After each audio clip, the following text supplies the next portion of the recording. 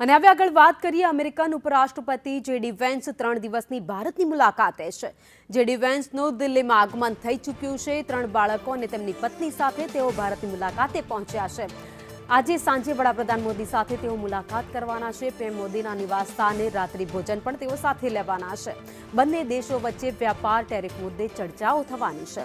ખાસ ટેરિફ મુદ્દે કોઈ સમાધાન પર આવવાનો પ્રયત્ન પણ કરવામાં આવશે।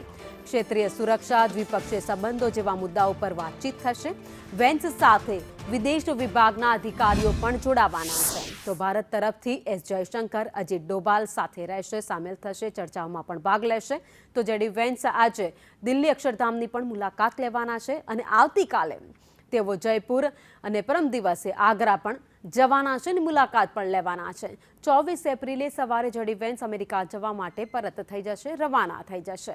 એટલે કે જેડી વેન્સ હવે જ્યારે ભારતની મુલાકાતે પહોંચી ગયા છે ત્યારે તમામની નજર પ્રધાનમંત્રી મોદી અને વેન્સની મુલાકાત પર છે। જે ચર્ચાઓ થશે તેના ઉપર ખાસ સૌનું ધ્યાન રહેલું છે, કારણ કે જે રીતે અમેરિકાએ ટેરિફ લગાવ્યો છે દેશો ઉપર, ત્યારબાદથી ટેરિફ વોર ચાઇના અને અમેરિકા વચ્ચે ચાલી રહ્યું છે। ભારત પર પણ ટેરિફ લગાવવામાં આવ્યો છે। હવે ટેરિફને લઈને શું ચર્ચાઓ થાય છે, શું આખરે નિર્ણય લેવાય છે, તેના ઉપર સૌની નજર છે।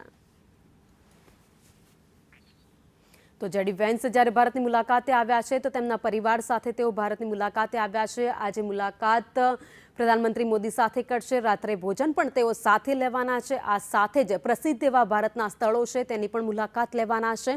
જયપુર તેઓ જવાના છે, એટલે રાજસ્થાનનું પિંક સિટી જેને કહેવાય છે જયપુર, તેની મુલાકાત લેશે અને તેઓ આગ્રા પણ જવાના છે। પરિવાર સાથે તેઓ આગ્રા જશે અને આગ્રાની પણ જે નિહાળશે, તાજમહેલને તેઓ નિહાળવાના છે।